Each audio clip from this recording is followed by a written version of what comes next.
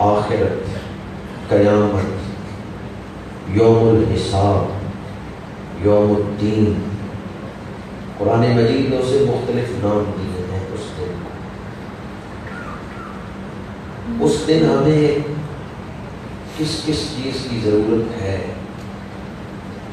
آخرت کے حوالے سے اکثر لوگ آخرت کی حقیقت سے واقف نہیں ہیں، یا شریعت مطہرہ نے جو تعلیمات دی ہیں ان سے بھی واقف نہیں ہیں۔ ہاں، آخرت پہ ہمارا ایمان ہے۔ دنیا اور آخرت، اس میں بڑا فرق ہے۔ اس دنیا میں جسم غالب ہے اور روح مغلوب ہے، یعنی جسم جو کام کرتا ہے اس کا اثر روح تک پہنچتا ہے۔ جسم نے وضو کیا ہے، روح روشن ہو گئی۔ تو اس دنیا میں غالب کون ہے؟ ہمارے پاس تو اجمالاً دو چیزیں ہیں، ایک جسم ہے اور دوسری چیز روح۔ اس دنیا میں جسم غالب ہے، روح مغلوب ہے۔ اگر جسم غالب نہ ہوتا تو پیدا ہوتے ہی بچے پر نماز فرض ہو جاتی، لیکن جب تک جسم توانا نہیں ہوتا، شعور کی دنیا میں انسان داخل نہیں ہوتا، بالغ نہیں ہوتا، شریعت فرض نہیں۔ حالانکہ روح تو اس وقت موجود ہے جب بچہ پیدا ہو۔ اس دنیا میں روح غالب ہے، جسم مغلوب ہے۔ جسم غالب ہے، روح مغلوب ہے۔ روح جسم جو کام کرے گا اس کا اثر روح پر ہو رہا، لیکن اگر روح جسم سے آزاد ہو جائے تو روح کی اپنی آنکھیں ہیں، روح ان سے دیکھ سکتی ہے، روح کے اپنے کان ہیں، روح ان سے سن سکتی ہے۔ جب آپ نیند کی حالت میں ہوتے ہیں اور حواس خمسہ معطل ہو جاتے ہیں، آپ سو گئے، آنکھیں بند ہیں، کان بھی سن نہیں رہے، حواس خمسہ معطل ہو گئے، روح کچھ آزاد ہوئی حواس خمسہ سے، تو روح پھر اپنی آنکھوں سے لوح محفوظ کو دیکھتی ہے، تحریر پڑھ کے سنا دیتی۔ بعض بندے بڑی سچی خوابیں دیکھتے ہیں، کل کیا ہوگا، پرسوں کیا ہوگا، وہ پہلے ہی خواب میں دیکھ لیتے ہیں۔ تو روح حواس خمسہ سے تھوڑی سی آزاد ہوئی، اس نے اپنی آنکھوں سے لوح محفوظ کو پڑھ لیا۔ موت کے وقت تو روح کو جسم سے بالکل آزاد کیا جائے گا۔ اور آخرت میں کیا کیفیت ہوگی کہ آخرت میں قبروں سے جسم اٹھائے جائیں گے، جسم اور روح دونوں حشر میں آئیں گے، لیکن فرق یہ ہے دنیا میں جسم غالب تھا، آخرت میں روح غالب ہوگی۔ اسی بات کو میں ایک اور آسان مثال کے ذریعے عرض کر رہا ہوں۔ یہاں اس دنیا میں کسی بندے کو سفید کپڑے پہنا دیں، نیک بندہ ہے، سفید کپڑے پہنائے آپ نے، ایک دن دو دن گزریں گے، وہ سفید لباس میلا ہو جائے گا، باہر سے گرد و غبار وہ اس کے کپڑوں کو لگے گی، تو اس گرد سے، اس مٹی سے لباس میلا ہو جائے گا۔ دنیا میں باہر سے میل لگے گی اس کے وجود پر یا کپڑوں پر، حشر کے میدان میں آپ کسی اللہ کے ولی کو، کسی درویش کو میلا لباس پہنا دیں، اس کے اندر سے روشنیاں نکلیں گی، وہ اس میلے کو بھی روشن کر دیں۔ سبحان اللہ۔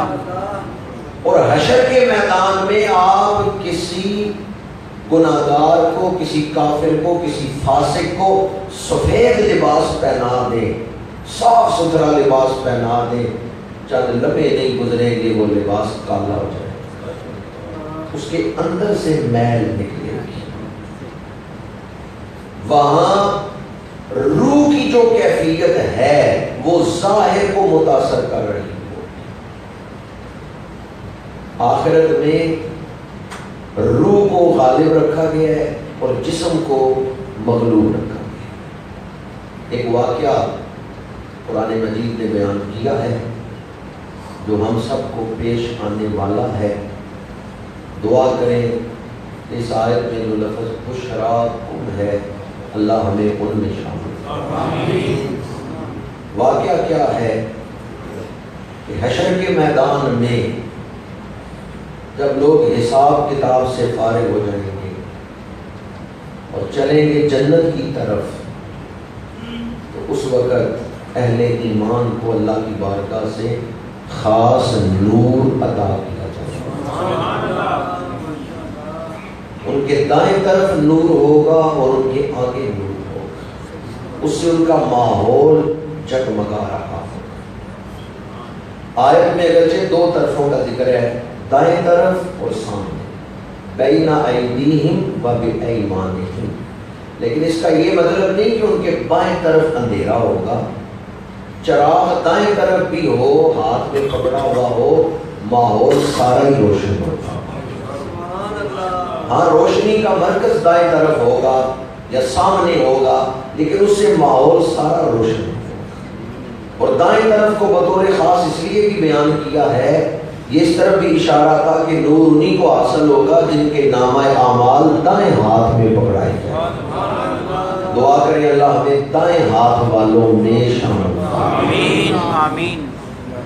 حدیث پاک ہے، میرے آقا کریم نے ارشاد فرمایا اس دن کسی کو اتنا نور دیا جائے گا کہ مدینہ منورہ سے عدن تک جو جگہ ہے یہ سارا فاصلہ اس نور سے روشن ہو۔ کسی کو اتنا نور دیا جائے گا کہ مدینہ منورہ سے صنعاء تک یہ سارا فاصلہ روشن ہو جائے گا، اور کسی کے پاس اتنا نور ہوگا کہ صرف اس کے اپنے پیروں کی جگہ ہی روشن ہو، صرف اپنے قریب کی جگہ، اپنے پیروں کی جگہ ہی روشن ہو۔ تو اس سے مفسرین نے لکھا ہے کہ اس دنیا میں جتنا ایمان پختہ ہے اور عمل نیک ہے، آخرت میں اتنا ہی زیادہ نور ملے گا۔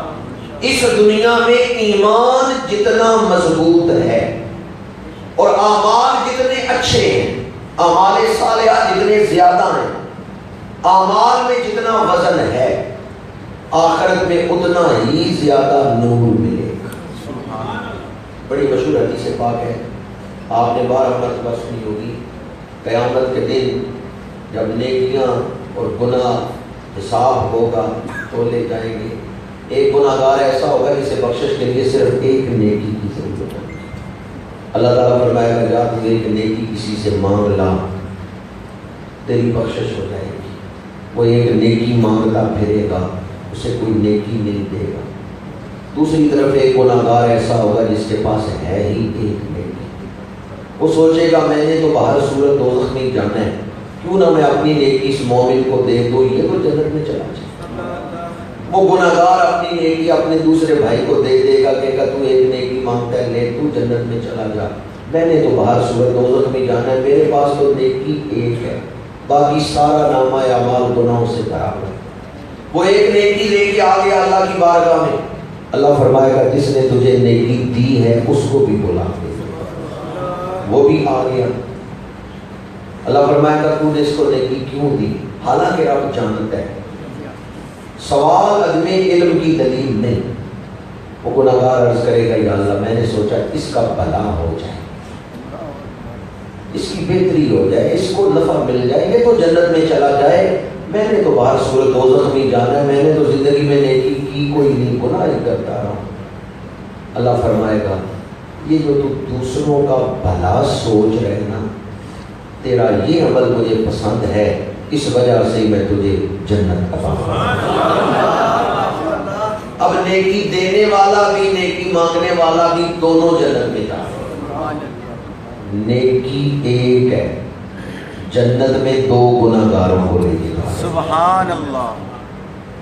نیکی تو جنت میں کتنے گناہ گاروں کو لے کے جا۔ قیامت کے دن پتہ چلے گا نیکی کے اندر بھی طاقت ہے۔ آج بعض لوگ سمجھتے ہیں کہ مال و دولت کے اندر واقفیت کے اندر، سفارش کے اندر ہی طاقت ہے، قیامت کے دن پتہ چلے گا نیکی کے اندر کتنی طاقت ہے۔ ہر بازار کا اپنا سکہ ہوتا ہے، نیکی ایک اور جنت میں 2 گناہگاروں کو لے کے جا رہی ہے۔ اچھا، یہ ایک نیکی جو 2 گناہگاروں کو جنت میں لے کے جا رہی ہے، یہ کس کی نیکی ہے؟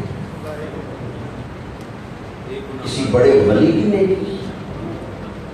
اتنے بڑے گناہگار کی کہ جس نے زندگی میں دوسری نیکی نہیں کی، جس کی ساری زندگی گناہوں میں گزری ہے، اتنا بڑا گناہگار ہے، ہاں صرف ایک نیکی اس نے کی۔ اب ذرا فیصلہ کریں، جس نے زندگی میں صرف ایک نیکی کی، اس کی نیکی میں تو بڑی طاقت ہے، تو جس کی زندگی ہی نیکیوں میں گزری ہو،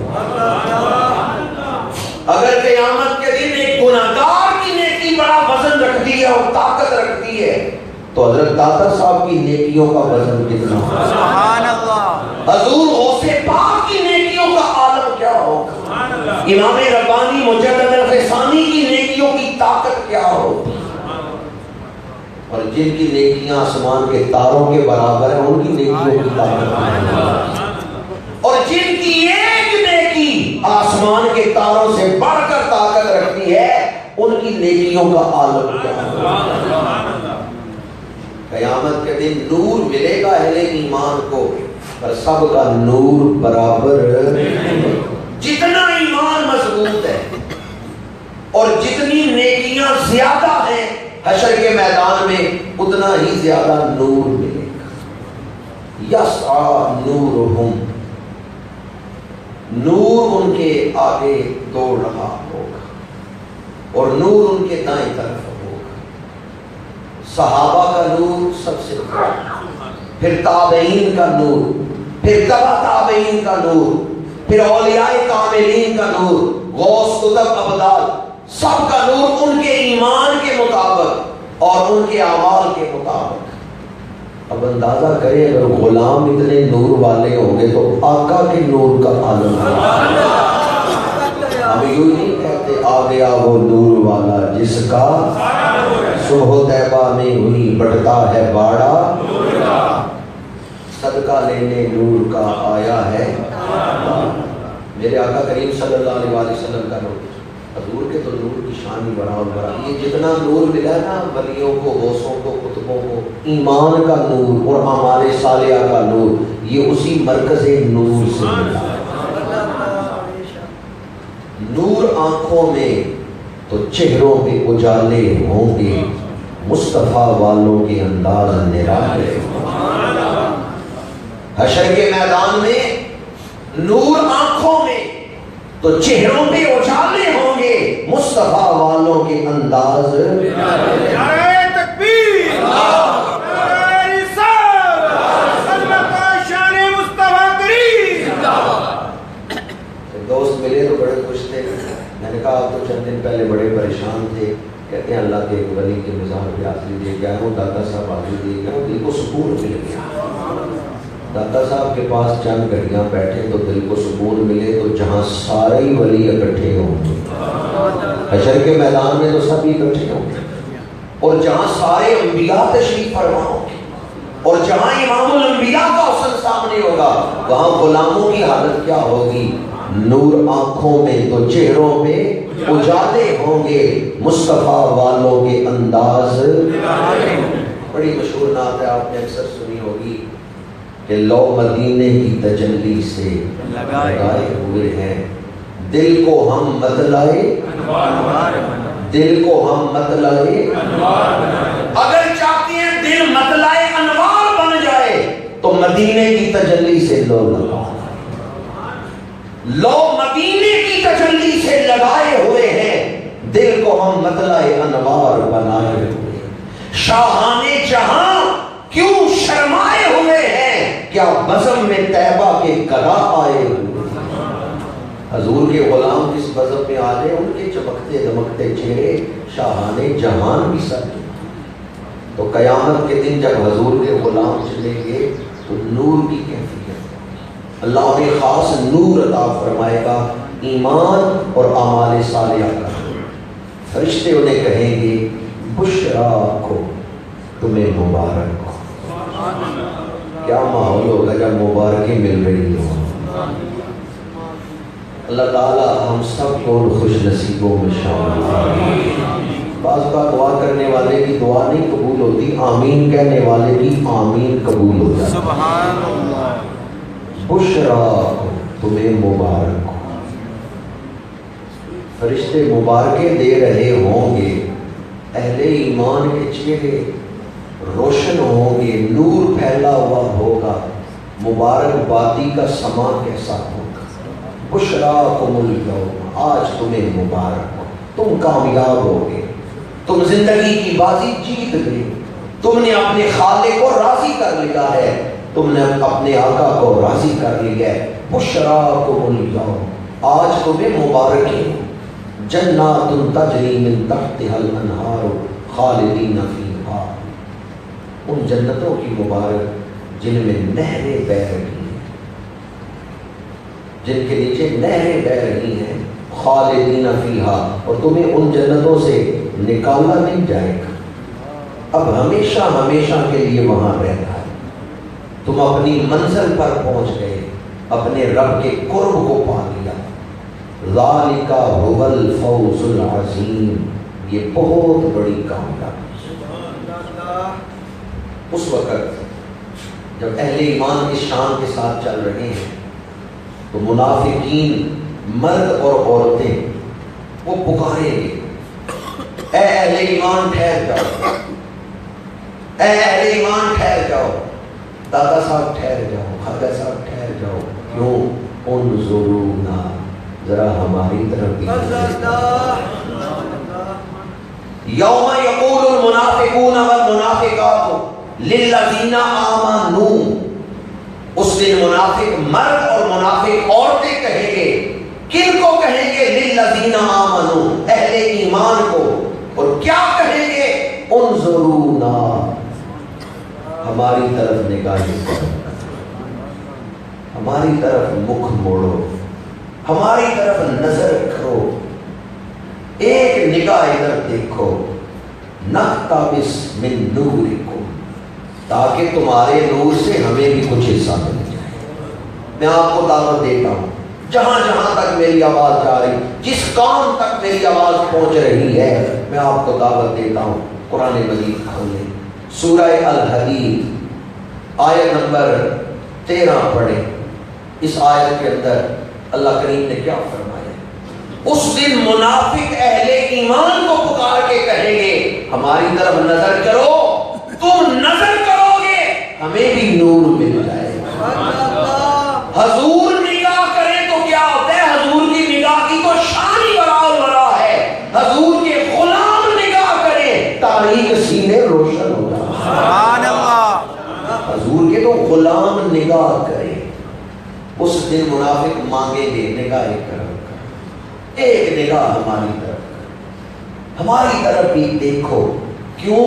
نقتبس من نورکم، وہ کیسا نور ہے کہ مومن جدھر منہ پھیرتے ہیں نور ادھر پھیر جاتا ہے، مومن جدھر دیکھتے ہیں نور ادھر جا رہا ہے. منافق اس دن مانگیں گے کہ ہمیں بھی نور دو، ہماری طرف بھی منہ پھیرو، نگاہ ہماری طرف بھی کرو. قیل ارجعوا وراءکم فالتمسوا نورا، کہا جائے گا اپنے پیچھے لوٹو، وہاں نور ڈھونڈو. وہ لوٹیں گے. ایک روایت تو یہ ہے کہ جس مقام پر نور تقسیم ہوا تھا اس کی طرف اشارہ ہے کہ تم اس مقام کی طرف لوٹو. اور دوسری تفسیر یہ ہے کہ اہل ایمان کہیں گے یہ نور ہمیں جو ملا ہے نا، یہ نور ہم نے دنیا کے بازار سے حاصل کیا. وہاں ہم حضور پہ ایمان لائے، حضور کی تعلیمات کو اپنایا، نیک اعمال کیے. تم لوٹو دنیا میں واپس اور وہاں سے یہ نور حاصل کر کے آؤ. لیکن وقت کا پہیہ کبھی پیچھے الٹا نہیں چلتا. اب وہ واپس دنیا میں آ کر اس نور کو حاصل کر سکتے ہیں؟ لوئے لوئے بھر لے کوئی جے دودھ پانڈا برنا شام گئی بن شام محمد کر جاتی نہیں۔ اس وقت وہ لوگ ہاتھ ملے، اے کاش ہم وقت کی قدر کرتے، جو مہلت ہمیں ملی تھی ہم اس کو ضائع نہ کرتے۔ قرآن مجید میں ایک مقام پر ہے اس وقت لوگ ہاتھ کاٹیں گے۔ حسرت کے مختلف انداز ہیں۔ ایک انداز یہ بتا کہ وقت ضائع ہو گیا، افسوس میں نے وقت ضائع، صرف زبان سے کہ اس سے زیادہ حسرت یہ ہاتھ ملے ہو، یہ کیا ہو گیا، میں برباد ہو گیا۔ اس سے بڑی حسرت یہ ہاتھ کاٹے۔ یوم یعض الظالم علی یدیہ یقول یا لیتنی اتخذت مع الرسول سبیلا۔ اس دن ظالم اپنے ہاتھ کاٹیں گے کہ ہم نے وقت پر رسول کی غلامی کیوں نہیں کیا۔ یوم یعض الظالم علی یدیہ یقول یا لیتنی اتخذت مع الرسول سبیلا۔ اے کاش میں بھی رسول کا بن کے زندگی گزاروں، اے کاش میں بھی رسول کے نقش قدم پہ جاؤں۔ اور حسرت اتنی زیادہ ہوگی کہ لوگ ہاتھ کاٹیں گے۔ قیل ارجعوا وراءکم فالتمسوا نورا، انہیں کہا جائے گا واپس پلٹو۔ تو جو پہلی تفسیر میں نے عرض کی کہ جہاں سے نور ملا تھا وہ لوگ سمجھیں گے شاید ہمیں اس طرف پلٹنے کا حکم ہے، وہ واپس پلٹیں گے، لیکن وہاں تو نور نہیں ملے گا۔ وہ نور کو دنیا کے بازار سے حاصل کرنا تھا، موت سے پہلے موت کا فرشتہ نظر آنے سے پہلے جس نے کلمہ پڑھ لیا ایمان پہ خاتمہ ہوا خیر، لیکن اگر کسی کا خاتمہ ہی کفر ہو، دعا کریں اللہ ایمان پہ خاتمہ، اللہ اپنے فضل کا معاملہ فرمائے، اللہ اپنے کرم کا معاملہ فرمائے۔ میں نے یہ بات ایک دن جمعہ المبارک پہ بھی عرض کی تھی، آج دوبارہ عرض کر رہا ہوں، جیسے وہ اپنی زندگی کا حصہ بنا لیں، نہیں تو کم از کم رمضان شریف میں ضرور اس پہ عمل کریں۔ کسی ایک نماز کے بعد، مغرب کے بعد یا صبح جب سحری اٹھتے ہیں اس وقت 2 نفل پڑھیں اس نیت کے ساتھ کہ یا اللہ ہمیں ایمان پر خاتمہ ہو۔ جب وہ نفل پڑھ چکے تو دعا کریں یا اللہ ان نفلوں کی برکت میری موت کے وقت ظاہر کرنا۔ جو آج میں نے سجدے دیے ہیں اس نیت سے میں نے سجدے دیے ہیں، یا اللہ ان 2 نفلوں کی برکت آخری وقت میری زبان پہ کلمہ چاہیے۔ وہ لوگ لوٹیں گے، قیامت کے دن منافقین لوٹیں گے کہ جہاں اہل ایمان کو نور دیا گیا ہم بھی لوٹتے ہیں، شاید اس مقام سے نور مل رہا ہے لیکن وہاں آئیں گے تو نور وہاں سے نہیں ملے گا، وہ تو دنیا سے حاصل کریں گے۔ اب وہاں نور نہیں ملا تو دوبارہ وہ اہل ایمان کی طرف چلے گے۔ یہ بات یاد رکھیں اس وقت سورج مٹ چکا ہے، سورج موجود نہیں، اندھیرا ہے، اور اس اندھیرے میں جنت کی طرف چلنا ہے، اور وہ اندھیرے میں جو جنت کی طرف پیش قدمی ہے وہ اپنے ایمان اور اعمال صالحہ کے نور کے اندر چلنا۔ اب منافقین پیچھے پلٹے، اندھیرا تھا، دوبارہ وہ واپس پلٹیں گے، آگے بھی اندھیرا ہے۔ فَضُرِبَ بَيْنَهُمْ بِالسُّورِ لَهُ بَابٌ، اب جدائی کا وقت آ گیا ہے، وہ دن جدائی کا دن ہے۔ دنیا میں تو نیک اور بد دوست بن کے وقت گزارتے رہے، شادی کی محفل میں جائیں نیک لوگ بھی بیٹھے ہیں، برے بھی بیٹھے ہیں، جنازے میں چلے جائیں نیک اور بد اکٹھے کھڑے ہیں، اور وہ قیامت کا دن جدائی کا دن، اب وقت آ گیا جدائی کا۔ ان اہل جنت اور اہل دوزخ، وہ جو نور والے ہیں اور جو نور والے نہیں، ان کے درمیان ایک دیوار کھڑی کر دی جائے گی، ایک دیوار کھڑی کر دی جائے گی نور والوں کے درمیان اور جو نور والے نہیں، ان کے درمیان جو اندھیرے والے ہیں جو نور والے ہیں، ان کے درمیان ایک دیوار، اور اس دیوار کی شان کیا ہے؟ باطنہ فیہ الرحمۃ وَظَاهِرُهُ مِنْ قِبَلِهِ الْعَذَابُ، جس میں ایک دروازہ ہے، اس کے اندر کی طرف رحمت ہے، اس کے باہر کی طرف عذاب ہے۔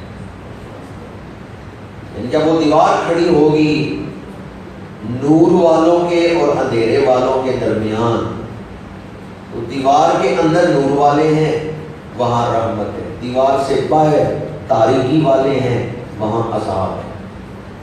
یُنَادُونَهُمْ أَلَمْ نَكُنْ مَعَكُمْ، اس وقت وہ جو تاریکی میں منافقین ہیں وہ پکاریں گے، وہ ندا دیں گے، اے مسلمانوں کیا ہم اکٹھے نہیں تھے؟ کیا دنیا میں ہم نے ایک ہی شہر میں زندگی نہیں گزاری، ایک ہی محلے میں زندگی نہیں گزاری؟ کیا ہم خوشی غم میں اکٹھے نہیں ہوتے تھے؟ کیا حشر میں بھی ہم اکٹھے نہیں اٹھائے گئے؟ جب ہم اکٹھے ہی رہے تو آج جدائی کیوں کر دی گئی؟ آج یہ دیوار ہمارے درمیان کیوں کھڑی کر دی گئی؟ تم کیوں نہیں ہماری طرف نگاہ کرم کرتے؟ قالو، اب اگلے الفاظ دل تھام کے سننے والے ہیں۔ قالو، وہ اہل جنت جواب دیں گے، بلا، کیوں نہیں، بات ایسے ہی ہے، دنیا میں ہم اکٹھے ہی رہے، نمازیں بھی ہم نے اکٹھے پڑھی، پر تمہارے جسم نماز میں تھے، تمہارے دل نہیں تھے نماز۔ دنیا میں ہم نے نیک کام مل کر کیے، پر تم نے دل سے تو نیکی کی نہیں، تم تو منافق، تمہارے دل نے تو کلمہ پڑھا ہی نہیں، تمہارے تو ظاہر میں ایمان تھا، باطن میں تو تھا ہی نہیں۔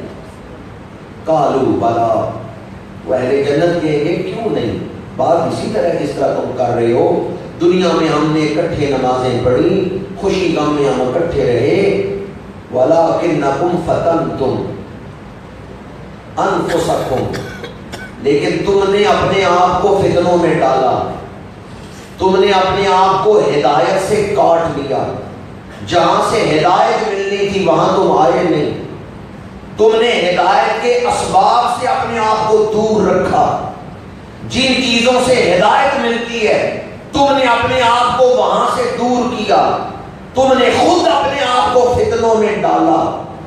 وَتَرَبَّصْتُمْ، تم موقع پرست تھے، تم موقع پرستی سے کام لیتے رہے، تم نے قطعی فیصلہ کر کے آخرت کے لیے کوشش کی نہیں، قطعی فیصلہ کہ بس میں نے آخرت کے لیے کوشش کرنی، تم موقع پرست تھے۔ تربصتم، تربصوں کا مطلب لفظی مطلب جو ہے وہ ہے رکنا، اور یہاں تربصتم کہ تم موقع کی تاڑ پہ رہے، جدھر فائدہ ہے ادھر ہو گئے، تم رک گئے نیکی پر عمل کرنے میں، تم موقع پرستی میں مبتلا رہے۔ وَارْتَبْتُمْ، یہ موقع پرستی کون کرتا ہے؟ قطعی فیصلہ کر کے مستقل مزاجی سے نیکی کون نہیں کرتا؟ وَارْتَبْتُمْ، تمہیں یقین حاصل ہی نہیں تھا، تم شک میں، خبر اس طرح ہو، شاید ایسے ہو، شاید ایسے ہو، تم تسلسل میں رہے، تمہیں یقین کی دولت حاصل نہیں تھی۔ اگر یقین کی دولت مل جاتی تو پھر تم دو ٹوک فیصلہ کر کے اپنا دامن دنیا سے بچاتے، گناہوں سے بچاتے، کفر سے بچاتے، بدعقیدگی سے بچاتے اور آخرت کے لیے کوشش کرتے۔ اور کیوں تم تسلسل میں مبتلا رہے؟ وَغَرَّتْكُمُ الْأَمَانِيُّ، تمہیں خواہشات نے اپنے جال میں پھنسا دیا، خواہشات کے جال میں تم، جھوٹی امیدوں کے جال میں تم پھنسے، توقعات کے جال میں پھنسے ہوئے۔ تھوڑی دیر ٹھہر جاؤ، نمازیں پڑھ لیں گے، بڑا وقت ہے، پہلے یہ چیز تو میں حاصل کروں۔ اور بعض لوگ کہتے ہیں یہ 2 نمازیں میں پڑھ لیتا ہوں 5 نہیں پڑھتا، بعض کہتے ہیں 4 پڑھ لیتا ہوں 5 نہیں پڑھتا۔ میں کہتا ہوں جو اپنی مرضی سے نماز پڑھتا ہے نا وہ 2 3 نہیں پڑھتا ہے، جو اللہ کی مرضی سے پڑھتا ہے وہ 5۔ آپ اپنی مرضی کے نمازی ہیں یا اللہ کے حکم کے مطابق؟ چلیں اپنی حالت تو نہیں پوچھنی چاہیے، میں یہ پوچھتا ہوں ہمیں کس طرح کرنا چاہیے؟ اپنی مرضی سے نماز پڑھنی چاہیے یا اللہ کی مرضی کے مطابق؟ تو اللہ کی مرضی کیا ہے؟ وہ کتنی پڑھے؟ چند ہی بولے ہیں۔ اللہ نے 5 فرض کیے، اب اللہ کی مرضی کے مطابق پڑھنی ہے تو 5 پڑھنی ہے، اپنی مرضی کے مطابق پھر چاہے 2 پڑھے چاہے 3 پڑھے۔ اپنی مرضی ہم کس وقت کرتے ہیں؟ جب خواہشات کے جال میں پھنس جائے۔ وَغَرَّتْكُمُ الْأَمَانِيُّ، تم جھوٹی خواہشات کے فریب میں تھے، امیدوں کی دنیا میں رہتے تھے، حقیقت کی دنیا میں نہیں، امیدوں کی دنیا میں تم رہتے تھے، خواہشات کی دنیا میں رہتے تھے۔ حَتَّى جَاءَ أَمْرُ اللَّهِ، یہاں تک کہ اللہ کا حکم آ گیا، یعنی جو وقت تمہیں دیا گیا وہ پورا ہو گیا۔ وَغَرَّكُمْ بِاللَّهِ الْغَرُورُ، اور وہ جو بڑا دھوکے باز ہے نا، اس نے اللہ کے معاملے میں تمہیں دھوکے میں ڈالا۔ یہ بڑا دھوکے باز کون ہے؟ ماشاءاللہ، یہ تفسیر تو آپ کو پتہ ہے۔ غرور، غرور کہتے ہیں شیطان کو، بڑا دھوکے باز۔ اور غین پر پیش ہو، غرور، اس کا مطلب ہے تکبر، بےہودہ خواہشات۔ صرف زبر اور پیش سے معنی بدل جاتا ہے۔ اگر کہیں غرور تو اس سے مراد ہے شیطان، دھوکے باز، اور اگر یہ غرور غین پہ پیش، اس کا مطلب ہے بےہودہ خواہشات، تکبر۔ مغرور، مغرور کہتے ہیں فریب خوردہ، جو دھوکے میں مبتلا ہے۔ وَغَرَّكُمْ بِاللَّهِ الْغَرُورُ، وہ جو بڑا دھوکے باز ہے نا شیطان، اس نے تمہیں آرزوؤں میں الجھائے رکھا، وہ سبز باغ تمہیں دکھاتا رہا، تم اس کی باتوں میں ہی الجھے رہے، تم اس کے بنائے ہوئے جال میں ہی پھنسے رہے، تم نے حقیقت کی آنکھ نہ کھولی، ہوش سے کام نہ لیا، مردوں کی طرح عزم کر کے، پختہ ارادہ کر کے کہ بس میں نے اپنے نفس کی بات نہیں ماننی، اپنے رب کا حکم ماننا، تم نے عزم نہیں کیا۔ عزم کسے کہتے ہیں؟ کسی کام کو کرنے کا 100% ارادہ۔ کتنے فیصد ارادہ؟ اگر ارادہ ہو 70% یا 60%، تو پھر اسے کہتے ہیں ہم۔ وَلَقَدْ هَمَّتْ بِهِ وَهَمَّ بِهَا لَوْلَا أَن رَأَىٰ بُرْهَانَ رَبِّهِ، یہ ہے 2 آنکھوں والی۔ قرآن مجید میں ہم کا لفظ بھی استعمال ہوتا ہے۔ ہم کہتے ہیں کسی کام کو کرنے کا 60% ارادہ، اور اگر کسی کام کو کرنے کا 100% ارادہ ہو اسے عزم کہتے ہیں۔ تم نے عزم نہ کیا اور تم دھوکے باز کے دھوکے میں ہی مبتلا رہے۔ فَالْيَوْمَ لَا يُؤْخَذُ مِنْكُمْ فِدْيَةٌ وَلَا مِنَ الَّذِينَ كَفَرُوا، اے منافقو آج نہ تم سے کوئی فدیہ لیا جائے گا، اور اگر لیا جاتا بھی تو تم دے نہیں سکتے تھے۔ یہاں فدیہ نہیں ہے، اس جہان سے تم نکل آئے ہو، اب تو اجر کا جہان ہے، بدلے کا جہان ہے، یہ دارالعمل نہیں۔ یہاں تم سے کوئی فدیہ لے کے چھوڑ نہیں دیا جائے گا، اور نہ ہی کافروں کو چھوڑا جائے گا۔ منافق اور کافر دونوں آج مبتلا عذاب ہوں گے۔ مأواکم النار، آج تمہارا ٹھکانہ آگ ہے۔ ہی مولاکم، وہی تمہاری دوست ہے۔ دنیا میں دوستیاں آدمی کو برباد کرتی ہیں۔ اچھے بندے سے دوستی لگائیں، یا پھر میں مزید آسان کر کے یہ بات کر رہا ہوں، دوستی لگاتے ہوئے یہ ضرور سوچ لیں میں جنت سے دوستی کر رہا ہوں کہ دوزخ سے دوستی، کیونکہ دوستیاں ہی جنت میں لے جاتی ہیں، دوستیاں ہی دوزخ۔ صحبت صالح تورا صالح کنن، صحبت طالح تورا طالح کنن۔ نیک بندے کی صحبت تجھے نیکی کا رنگ چڑھا دے گی، اور بروں کی صحبت تجھے برائی میں رنگ دے گی۔ یا مولا، آج دوزخ تمہاری دوست ہے، آج دوزخ تمہاری رفیق ہے، آج آگ ہی تمہارا گہرا دوست ہے۔ تم نے دنیا میں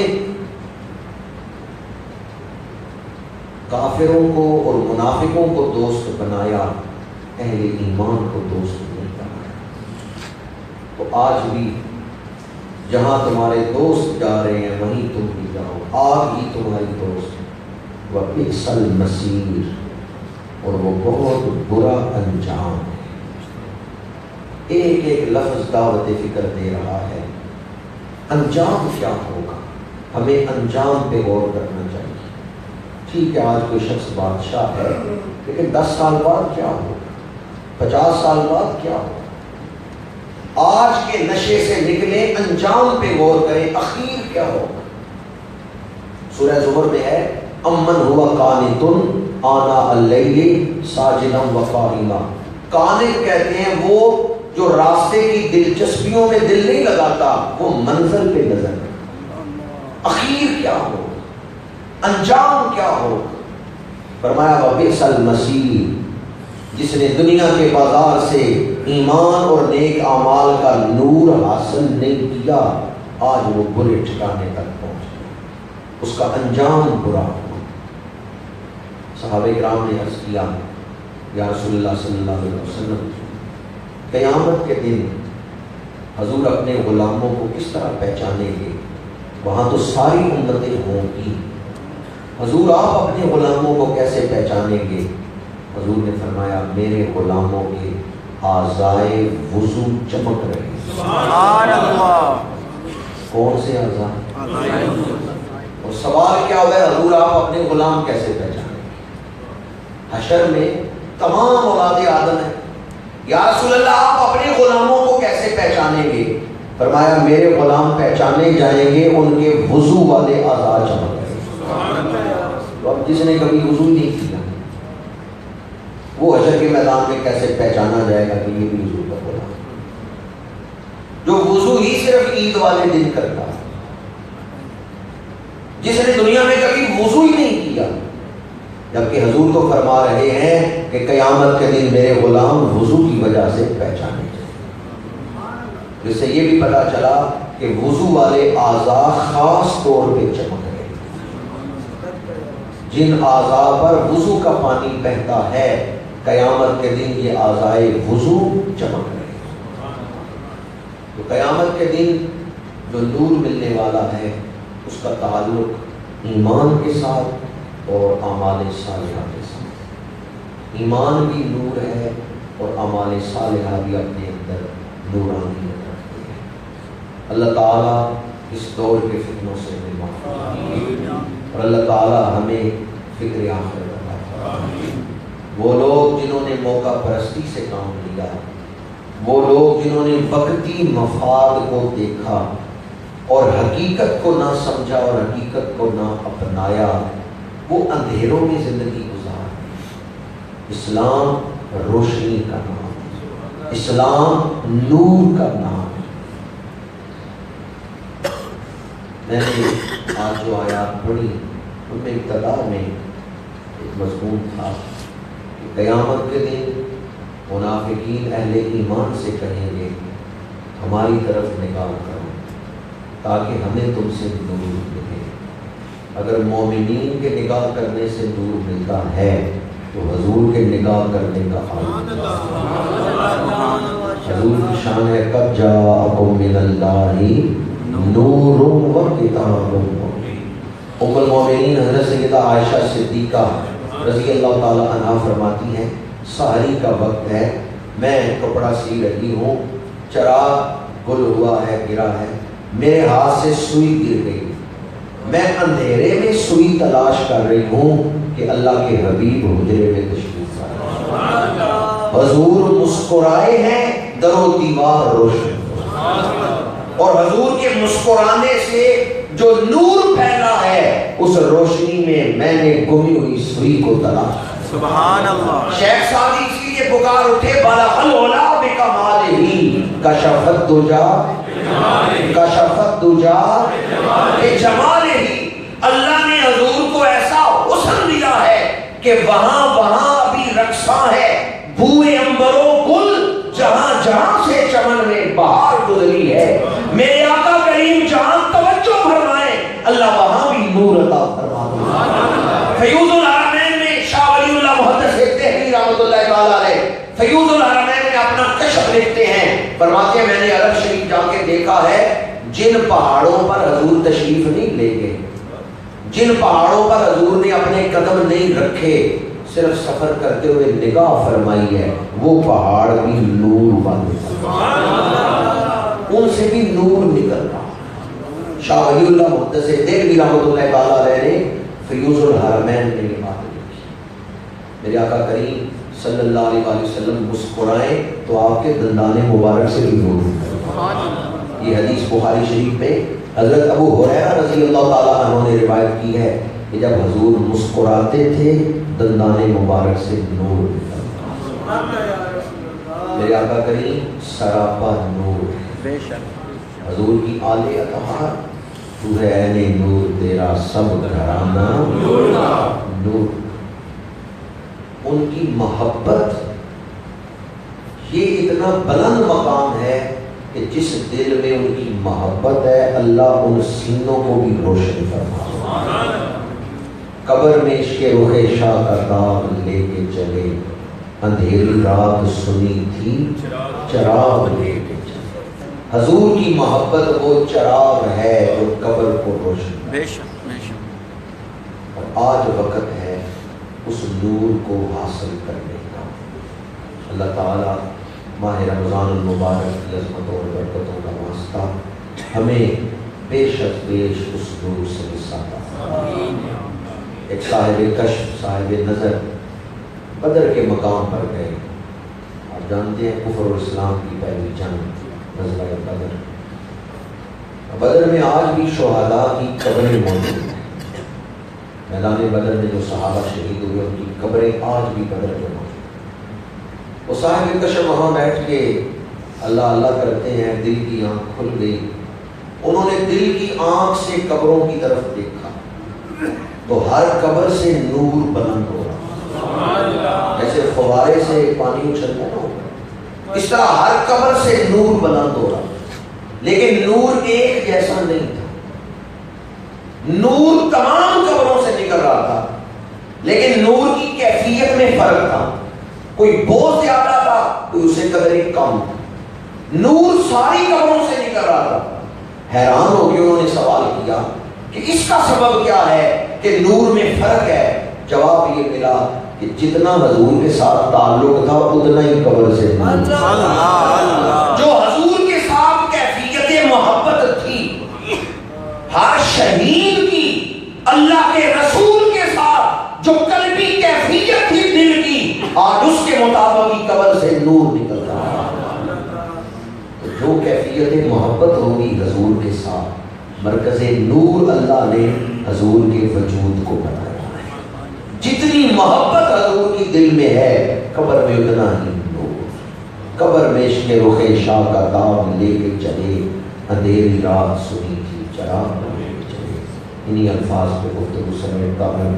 آج پہلی رات ہے جمعہ المبارک کی، رمضان شریف کا پہلا جمعہ آ رہا ہے، شب جمعہ ہے، اور شب جمعہ کی فضیلت ہے کہ جو آدمی مغرب اور عشاء کے درمیان 2 نفل اس نیت سے پڑھے کہ اللہ مجھے حضور کی زیارت عطا فرمائے، جو آدمی مغرب اور عشاء کے درمیان 2 نفل پڑھے اور پھر عشاء تک درود شریف پڑھے، پھر عشاء کے بعد آج کل تو نماز تراویح کے بعد کسی سے دنیاوی بات کیے بغیر سنت کے مطابق قبلہ رخ لیٹ جائے اور دل میں آرزو ہو زیارت رسول کی، اللہ اسے اپنے محبوب کی زیارت عطا فرمائے۔ زیارت رسول مقبول صلی اللہ علیہ وسلم کے لیے یہ رات بڑی خاص ہے۔ یاد دہانی اس لیے کرا رہا ہوں کہ آج تو رمضان شریف کی پہلی شب جمعہ ہے، اللہ تعالیٰ ہمیں اس کی قدر کرنے کی توفیق عطا فرمائے۔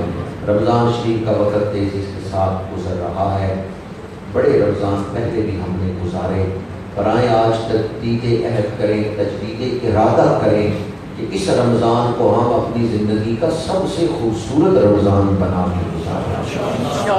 اس رمضان شریف کو ہم اس انداز میں گزاریں گے کہ یہ یادگار رمضان شریف ہو، کوئی سستی اور غفلت اپنے قریب نہیں آنے دیں گے۔ اللہ تعالیٰ عمل کی توفیق عطا فرمائے۔ وما علینا الا البلاغ۔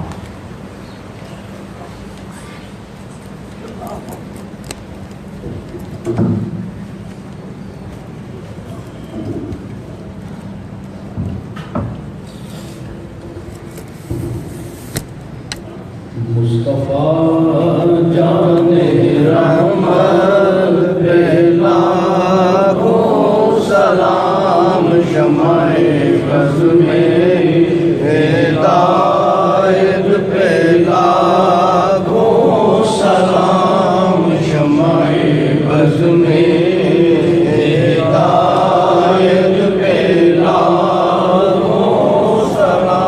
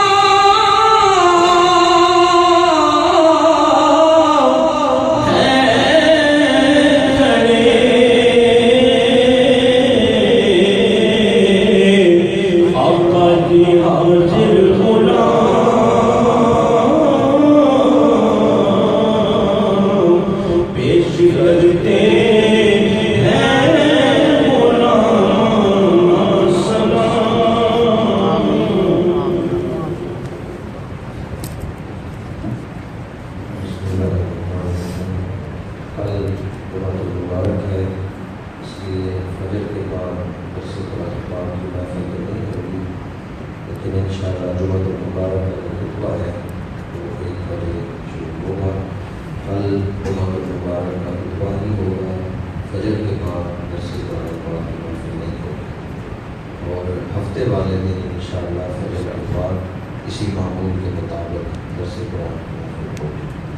کل جمعہ المبارک کے جو خطبے کا عنوان ہے کہ رمضان شریف شہر المواسات ہے، غم خاری کا مہینہ ہے۔ حضور نے فرمایا رمضان غم خاری کا مہینہ ہے، تو حضور نے امت کی غم خاری کی، اہل بیت نے، صحابہ نے، اور ہمیں کس طرح ایک دوسرے کی غم خاری کرنا چاہیے، ایک دوسرے کے دکھ میں شامل ہونا چاہیے۔ غم خاری اس موقع پر، اس موضوع پر انشاءاللہ کل مبارک میں اللہم صلی علی سیدنا و مولانا محمد و علی آلہ و اصحابہ وبارک وسلم۔ الہ العالمین و نماز فجر ہم نے اسے اپنی بارگاہ الہیہ میں درجہ قبولیت عطا، درس قرآن مجید کی محفل کو شرف قبولیت عطا، درود و سلام کا نذرانہ امام الانبیاء کی بارگاہ میں پیش کیا گیا۔ الہی ہمارے اس عمل کو درجہ قبولیت عطا فرما۔ الہی جن لوگوں نے اپنے دن کا آغاز نماز فجر پڑھ کے، درس قرآن سن کے، درود و سلام پیش کر کے کیا ہے، یا اللہ سارا دن ان پہ رحمتوں کا نزول، کہ جس طرف قدم اٹھائیں نے اپنی حفاظت عطا فرما، کامیابی عطا فرما، آسانیاں عطا فرما۔ جو روزے ہم رکھ چکے ہیں وہ قبول فرما، جو روزے باقی ہیں ذوق و شوق سے رکھنے کی توفیق عطا فرما، اس ماہ مبارک کی قدر کرنے کی توفیق عطا فرما۔ الہی ہمیں ان خوش نصیبوں میں شامل فرما جنہیں اس مہینے میں بخش دیا گیا۔ یا اللہ ہمیں ان خوش نصیبوں میں شامل فرما جن سے تو راضی ہو، ہمیں بخشش عطا فرما، ہمارے والدین کو بخشش عطا فرما، اور حضور کی ساری امت مرحومہ کو بخشش عطا فرما۔ اللہم اغفر لی وللمؤمنین والمؤمنات۔ الہی حاضرین کی مشکلیں آسان فرما، پریشانیاں دور فرما، جائز دلی حاجتیں پوری فرما، ہمارے گھروں میں خیر و برکت عطا فرما، بیماریاں دور فرما، پریشانیاں دور فرما، اتفاق اور محبت عطا فرما، حسن سلوک عطا فرما، ہمیں حسن اخلاق عطا فرما، اس دور کے فتنوں سے محفوظ فرما۔ الہی ہمیں اپنا سہارا عطا فرما، زندگی کے ہر قدم پہ اپنی مدد اور رحمت عطا فرما، تڑپنے پھڑکنے کی توفیق دے، دل مرتضی سوز صدیق دے۔ وصلی اللہ تعالی علی رسولہ خیر خلقہ سیدنا و مولانا محمد و علی آلہ و اصحابہ اجمعین۔